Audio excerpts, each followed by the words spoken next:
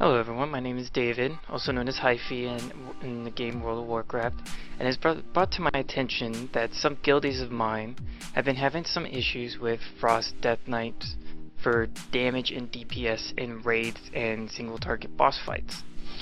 From my understanding is it might be for the correct stat weights, talents, glyphs, and even gear optimization. And there isn't a set rotation, but mostly when a specific rune comes off cooldown, you're basically smashing the button. Now, what I'm going through right now is my current talents. I took Rolling Blood as a talent, especially for AoE. It's very good. To me, Pestilence is basically a zero spell. Because it does spread your diseases, but having the talent Rolling Blood, you can use Blood Boil instead. Using Blood Boil, it does more damage to the current AoE pack, plus it also spreads your diseases, which is nice because it increases your damage output. The other talent I took, which is Anti-Magic Zone. I took Anti-Magic Zone because having a shield that can surround your raid and absorb the damage is better than having Purgatorial Lichborn. Now this is my opinion, you can have your own. I took Chill Blades as my third talent because it does reduce the movement speed of your current target, but then again the other talents in the selected tree are basically a PvP only talent. The fourth talent I took is Death Siphon. I didn't take Death Pact or Conversion because if I use Death Pact it takes away my ghoul and heals me. But then Conversion, it uses up your runic power. So I took Death Siphon. That way if I get low on health, I can use it and gain back not a full amount of health, but it can guarantee at least 25 to 30,000. The fourth talent I took is Runic Empowerment. Now before I had Blood Tap. Blood Tap was nice because every time I used Frost Strike, it gave me 2 stacks of Blood Tap. And I had Blood Tap before because my rune regen was too slow at times, because at the time my haste wasn't that great, so my runic power was the only viable option to sacrifice that and regain a rune. Now as your gear progresses, you can change this talent to Runic Empowerment because it has a almost 50% chance to regain a fully depleted rune. So say you used Frost Strike once and you had no runes, so you use Frost Strike again, you gained a rune back. Now the last talent I got was Remorseless Ruiner, because the other two isn't that great. This one was mostly as a stun effect, which is nice, especially in the instance Heart of Fear. Now I'm going through is what my current glyph setup is. Now these glyphs can all be changed per your playstyle, anything else. Now mine were based off of CCing mobs, which is viable in some raids and some 5-mans. Now I have Glyph of Chains Ice, Glyph of Anti-Magic Shell, which is very nice, especially in mobs where they're going to do a high amount of magic output. You can pop it, keep yourself alive, it absorbs pretty much all of it. The other glyph I got was Glyph of Icy Touch, which is when I use my Icy Touch ability, and this is the only time I use Icy Touch, it dispels a beneficial magic effect, which is mostly a PvP thing, but some mobs actually gain magic buffs. Now the minor glyphs is anyone's opinion. I took the glyph where my Army of Dead can summon an assortment of undead minions. This is my own opinion. I use this because, well, having different ghouls is better than just having one set ghoul. Now the other minor glyph I took was Glyph of Geist, which basically turns my undead minion into a Geist, which again is my own opinion. You can use whichever one's here. Glyph of Army of the Dead basically disables your taunt ability for your Army of Dead, and this is very viable, especially in 5-man dungeons when you're doing heroics or normals. Okay, what I'm going through now is my current gear and what gems and enchants I currently have. My helm, I have the Reverberating Primal Diamond, which is the 216 strength and 3% increased critical effect. In my orange socket, I have the Skillful Vermilion Onyx, which is 80 strength, 160 mastery. My shoulders, I have the Edged Imperial Amethyst, which gives me the 80 strength, 160 hit, and I have the socket bonus of 60 strength. My enchant is the Inscription shoulder enchant, which is the 520 strength and 100 crit. If you are not an inscriptionist, there is one that is fairly similar. It is the Greater Tiger Fang, which is the 200 strength, 100 crit. My cloak, I have the hit enchant 180 hit. It's one less thing I have to reforge into. My chest piece, I have the 280 strength, 160 hit gems with the socket bonus of 120 strength. My enchant is the plus 80 all stats. My bracers, I currently have the enchant, which increases my bracers to 180 strength. My gloves, they do not have a socket, but they also have the enchant, which increases 170 strength. My belt, I have the 80 strength, 160 hit in the main socket. With a belt buckle added, I have 160 strength gem in it.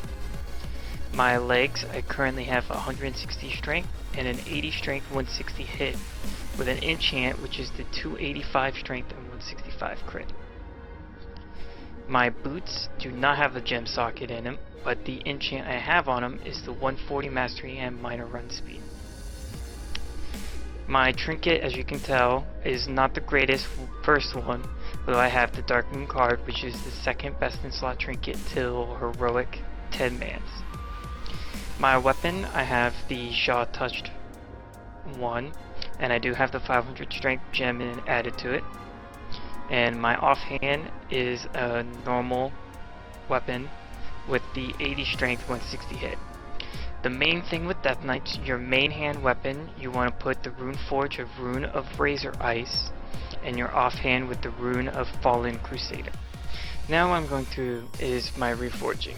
I use an add-on called Reforge Lite. It's a very viable add-on, especially for any class. You can use it to go through your reforging, and it automatically does it for you, going by Asmus Robot and Elitist Jerks.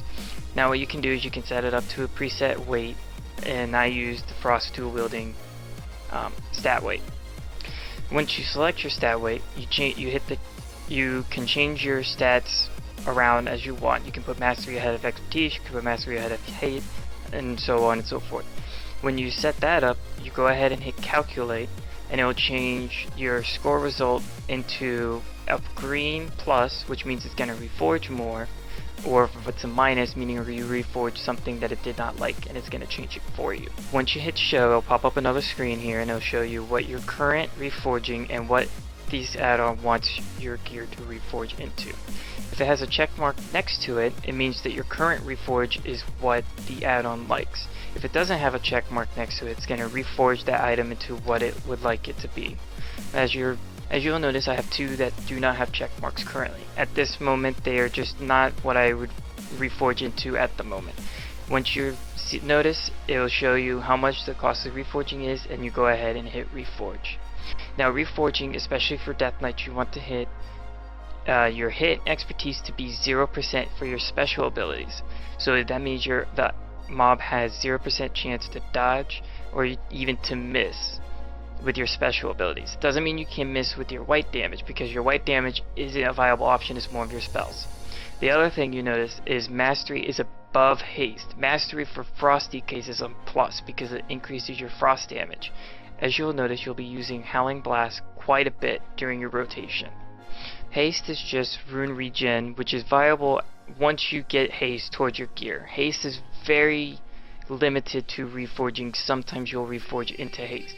And the final option is crit. Crit is not a plus for Death Knights. You crit quite a bit even without reforging into it. And the final thing is your hit hard cap, which is you miss anything. You don't miss at all. This one is very hard to do because your hit for that has to be almost 35%. At the start of fight, you want to do your Raise Army of the Dead and your Raise Ghoul. And then after you hit your Raise Ghoul, you're going to hit Pillar of the Frost, you're going to hit Outbreak. This puts your initial diseases right on the target right away. Increases, and it automatically puts it on, and you can go right into your rotation. I always start off with Howling Blast and hit Howling Blast till I have no more Frost runes or Death runes. Then I go into my Plague Strike and then start doing my Frost Strike ability. Just keep using them as your runes come up. During the fight, you might get your runic empowerment to go off. At that moment, you'll get a depleted rune generated back. At that time, I use Howling Blast. I always use Howling Blast as my primary ability. When you get your proc of Killing Machine, if you do not have 2 runes available, do your Frost Strike only. If you do not have any runic power, and you have your Horn of Winter off cooldown, hit your Horn of Winter, and it will regen. It will give you 15 runic power, and you'll be able to use your Frost Strike. If you notice, at the end of this fight, I pulled about 85,000 DPS. In the middle of the fight, the highest I got up to my DPS was about 95,000 DPS. Now this clip here is me having my well-fed buff, which is 275 strength, and a flask, which is increasing 1000 strength. At the start of the fight, do Army of the Dead, your Raise Ghoul, and then your Pillar of Frost. Go into straight rotation with the Outbreak start off.